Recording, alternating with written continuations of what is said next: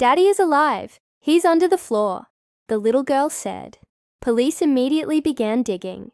Before we dive into this story, drop your city or country in the comments.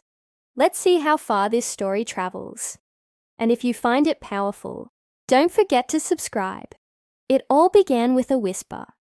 In the middle of a custody hearing, a 6-year-old girl gently tugged on a police officer's sleeve and softly said, "Daddy's not gone.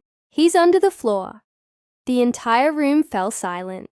Her father had been missing for nearly a year, presumed dead. But something in her voice, so calm, so certain, sent chills down everyone's spine. The judge put down his pen. The courtroom froze. And just hours later, police were tearing apart a living room floor, chasing what seemed like a child's impossible claim.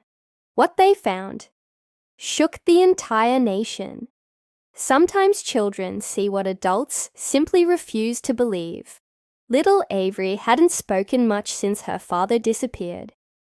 Her mother told everyone, "He left us, just walked away without a word." But Avery's behavior was strange. She would often stare at the living room floor when no one was watching, whisper to herself, draw pictures of their house with shadows beneath it.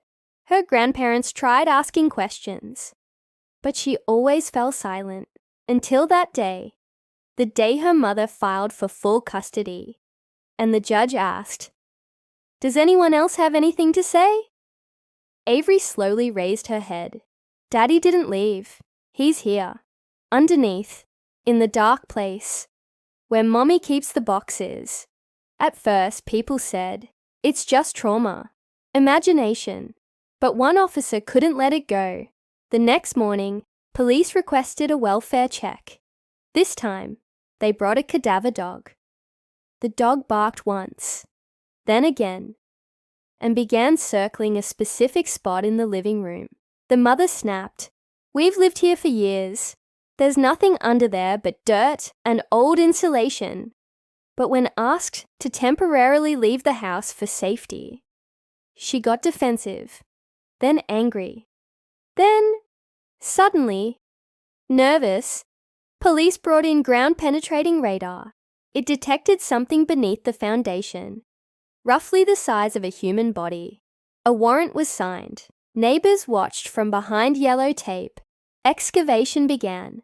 First the tiles, then concrete dust, then a plastic tarp, and then human remains. A man, still wearing a work badge from the local power company. It was Avery's dad. The autopsy showed blunt force trauma. Time of death, 11 months earlier. Cause, homicide. That same day, Avery's mother was arrested, trying to flee the state under a fake name. She never confessed, but the evidence was overwhelming. Blood traces beneath the floor, a missing hammer, and Avery's heartbreaking drawings of shadows, hammers, and red marks. She had told the truth, but no one listened. Not until it was almost too late. In court, Avery gave her testimony through video. Her voice was soft, but her words cut deep. "He used to sing me lullabies at night. Then one night I heard him crying. From under the floor, the courtroom wept." Her drawings were submitted as evidence. Prosecutors called it the most haunting child-led discovery in recent memory. Her mother was sentenced to life in prison, without parole.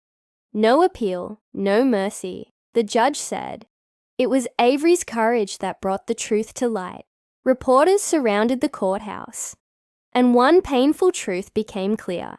Sometimes the smallest voices hold the deepest truths, if only we're willing to listen. Avery now lives in another state with her grandparents, safe, surrounded by love. She's in therapy, learning to laugh again, healing slowly.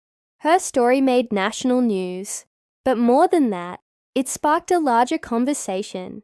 How often do we ignore children's voices? Just because they don't sound big enough, law enforcement agencies across the country began reopening old family cases, especially those involving young witnesses. Counselors now use Avery's story in training to teach adults how to listen without judgment. She was just a little girl, but her bravery uncovered a truth buried beneath layers of lies. Because truth doesn't always scream. Sometimes it whispers from beneath the floorboards. I'm still here. Where are you watching from? Drop your city in the comments. And always remember, listen to children. They often see what we never do.